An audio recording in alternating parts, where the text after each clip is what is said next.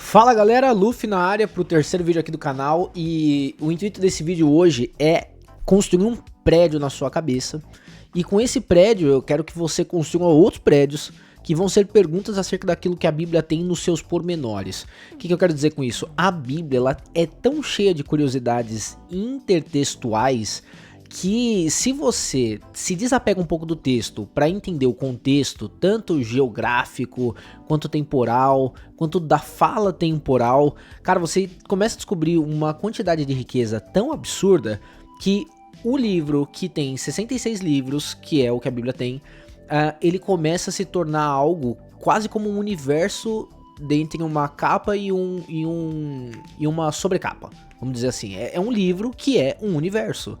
Então a ideia desse vídeo aqui é plantar um prédio na sua cabeça, construir um prédio na sua cabeça. E com esse prédio, cara, você começar a enxergar a Bíblia de outro modo, entende? Porque, por exemplo, dentro da minha vida cristã, eu fui começar a fazer questionamentos um pouco mais profundos acerca da Bíblia lá para os meus 20 e poucos anos. Por exemplo, quem escreveu Gênesis? Cara, a gente sabe que João teve a revelação do Apocalipse, né? Ele foi levado ali para enxergar as coisas que ainda hão de acontecer, mas quem foi levado na criação, além de Jó, né, que a gente escuta falar que quando Jó questiona a Deus, Deus leva ele para ver toda a complexidade da criação. Quem foi o cara que foi lá ver a criação de Gênesis, que viu a criação do homem? Isso são os pormenores da Bíblia que nós como cristãos, se temos a Bíblia como manual de fé e prática e a Bíblia como um meio de arma espiritual e a nossa mais poderosa arma espiritual, porque ela é a própria palavra de Deus, cara, a gente precisa muito saber desses pormenores. Mas existem pormenores que são simplesmente curiosidades, como por exemplo, que tá nesse título do vídeo aí, que tá na thumbnail, que você já deve ter visto, que é o que Jesus fez dos seus 13 até os seus 30 anos, que é quando efetivamente começa o seu ministério. E pra gente entender um pouquinho o que Jesus fez, eu deveria começar esse vídeo falando assim, se inscreve no canal, ativa o sininho, deixa um comentário aí, mas tudo isso aí você já vem a galera fazer, pedir, então eu conto com a sua colaboração pra esse vídeo alcançar algum pouco mais de gente, tá? Mas se você tá aqui assistindo, glória a Deus pela sua vida. Mas, o que Jesus fez ali dos seus 12 até os seus 30 anos? Porque o último relato que nós temos de Jesus na sua infância foi em Lucas capítulo 2, quando os seus pais sobem para Jerusalém, que era um costume judaico, para comemorar uma festa. E aí na hora que eles estão voltando ali para Nazaré, um dia de viagem mais ou menos a pé, cadê Jesus? Jesus estava aqui, Jesus não tá mais aqui, onde que ele tá? E aí eles voltam desesperados, encontram Jesus com 12 anos, grava essa informação que é muito importante, sentado numa sinagoga, ouvindo e também falando para os mestres da lei, e a palavra fala lá em Lucas que eles estavam impressionados com o saber daquele menino.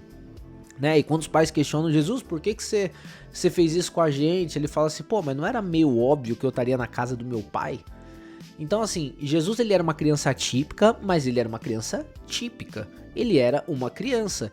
E dentro da cultura judaica, a gente não pode esquecer que existe uma ideia de que espiritualmente a maturidade de um homem se consolida a partir dos seus 13 anos e essa tradição ela se mantém até hoje no Bar Mitzvah.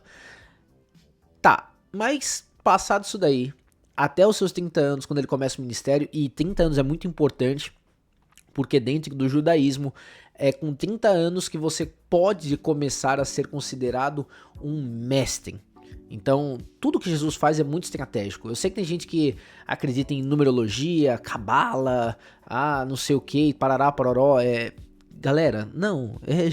Jesus ele vivia uma cultura, e essa cultura ela era muito clara, e até hoje ela é muito clara sobre os dogmas que ela possui, e Jesus fazia parte daquela cultura. Deus, quando decidiu encarnar em forma humana, ele decidiu encarnar dentro de uma cultura, e ele seguia aquela cultura, entende?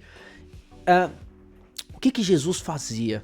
Qual que era, como ele era conhecido, né? Se a gente vai lá pro texto de Marcos, capítulo 6, logo no comecinho, a gente consegue dar um checkmate para entender o que Jesus fez antes do seu ministério começar. Porque dos seus 13 anos, quando ele consegue a maturidade espiritual para começar a estudar o ofício de se tornar um mestre, ele precisava fazer algo. E de novo, Jesus, não usurpando ser como o próprio Deus, pegou a sua divindade, guardou no bolso, e ele não foi Deus aqui nessa terra.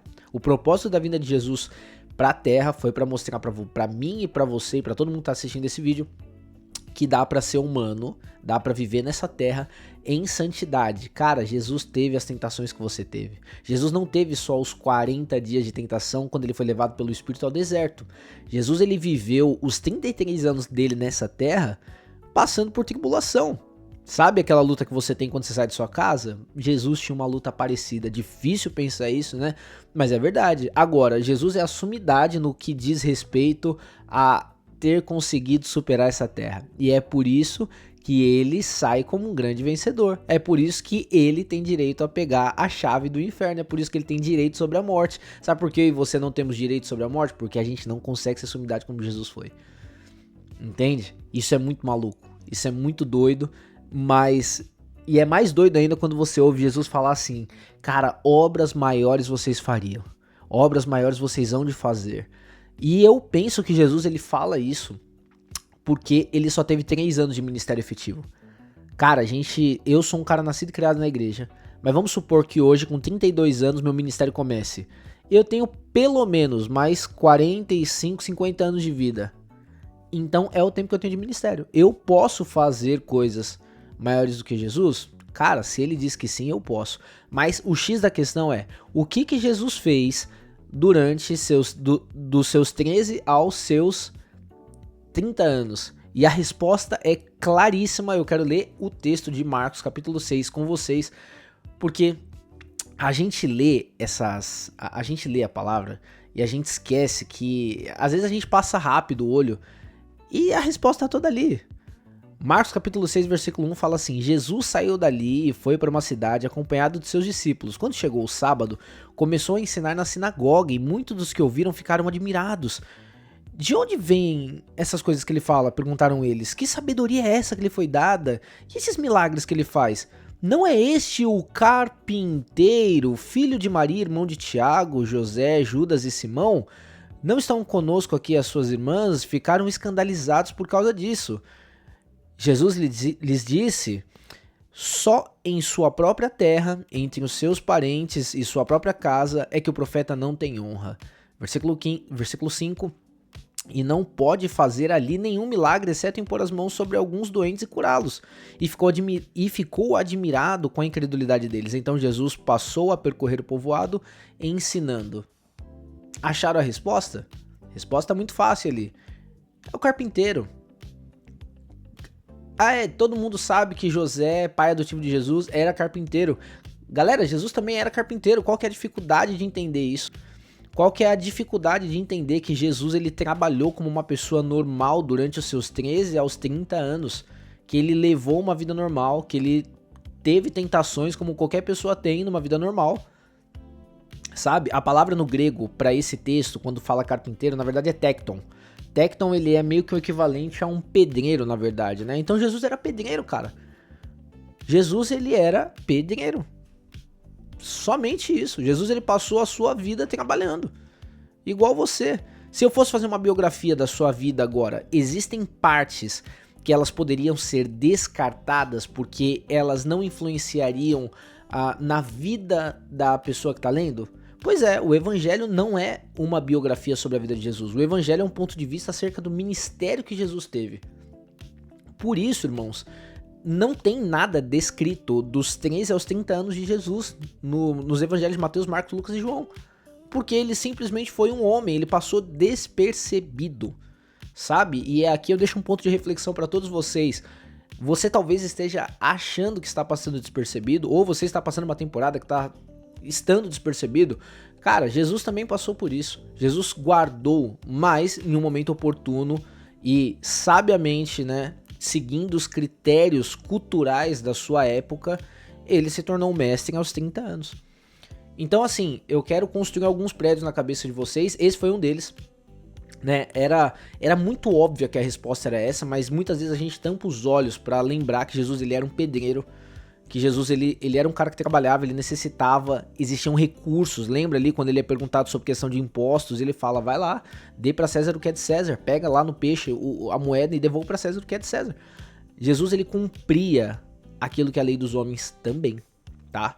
Então, dá uma gugada, coloca assim, curiosidades bíblicas e começa a construir prédios na sua cabeça que vão te fazer abrir a sua Bíblia e tentar pensar um pouco mais profundo acerca do que a Bíblia tem pra te entregar, sabe? É muito legal você entender o contexto histórico por detrás das coisas, sabe? É muito legal você entender o porquê que, por exemplo, Jesus fala quem tem ouvidos ouça, sabe? Isso é um contexto de reafirmação. Vamos parafrasear pros tempos de hoje? Ouve porque o que eu vou te falar é interessantíssimo. O que eu vou te falar é sério, é importante, pode mudar a sua vida. Mas a quem tem ouvidos ouça, tá? Então, vá procurar curiosidades bíblicas. Jesus era simplesmente um pedreiro. Vamos pro próximo? Galera, eu queria muito falar com vocês sobre o Senhor dos Anéis, né? E eu vou falar um pouquinho do Senhor dos Anéis. Eu queria, na verdade, ter mais base, mais referência, porque eu sou um fã assíduo. Desde que eu sou moleque, sei lá, eu devo ter assistido os 3 filmes do Senhor dos Anéis, cada um mais de 50 vezes. Isso não é... Eu não tô sendo... Cara, eu não tô sendo maluco em falar isso pra vocês, porque é verdade, eu acho que eu já assisti mais de 50 vezes cada filme do Senhor dos Anéis. Mas eu queria ser um pouco mais profundo pra poder falar de Senhor dos Anéis com vocês. Porque eu queria tentar fazer um paralelo sobre o que o Senhor dos Anéis tem de base cristã em relação à Bíblia. Porque Tolkien... Cara, Tolkien foi um cara tão absurdo que eu vou dar uma estudada melhor pra falar um pouquinho dele em outro vídeo. Mas assim... O cara, ele tem uma cadeira cativa, uma cadeira que, tipo assim, ela nunca vai ser tirada dele, lá na Academia de Literatura Inglesa. Ele fez a mesma faculdade que o C.S. Lewis, eles eram amigos de quarto, e ele entregou a vida dele a Jesus por causa do C.S. Lewis. Se você não lembra, C.S. Lewis é aquele que escreve as Crônicas de Nárnia e mais vários outros livros que são absurdos.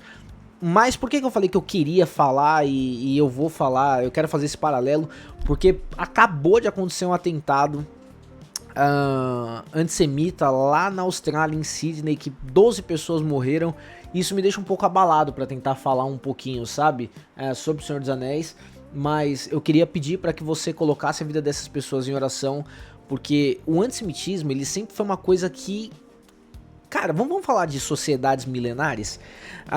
Quais são as sociedades milenares que a gente conhece? A sociedade chinesa, né, que tem aí por volta de 6.000 anos, contradizendo talvez um pouco daquilo que nós acreditamos como uma terra jovem, né? Quando eu falo nós acreditamos, é que, cara, é difícil falar que a Terra é jovem com 6.000 anos. Talvez a humanidade tenha 6.000 anos, a Terra não, tá? Eu talvez pense nisso, mas isso é papo para outro vídeo. Mas... não existe uma sociedade, um povo, tão milenar quanto o judeu que tenha sido tão perseguido como eles. Existem, obviamente, outros povos milenares que foram perseguidos, foram extintos, mas os judeus, eles não... Cara, eles já transcenderam tantos impérios que dominaram o mundo e eles conseguiram sobreviver que nós podemos ser testemunhas hoje de que a perseguição em cima do povo do judeu ainda se perpetua. E essa perseguição, ela parece ser meio óbvia quando você entende que Deus decide encarnar naquele povo. E o diabo, sendo inimigo de Deus, ele é bolado com o povo que Deus escolheu para assumir a forma humana. Lembra que o diabo, ele caiu porque ele quis ser como Deus era. E Deus se torna na forma humana que o diabo não consegue se tornar.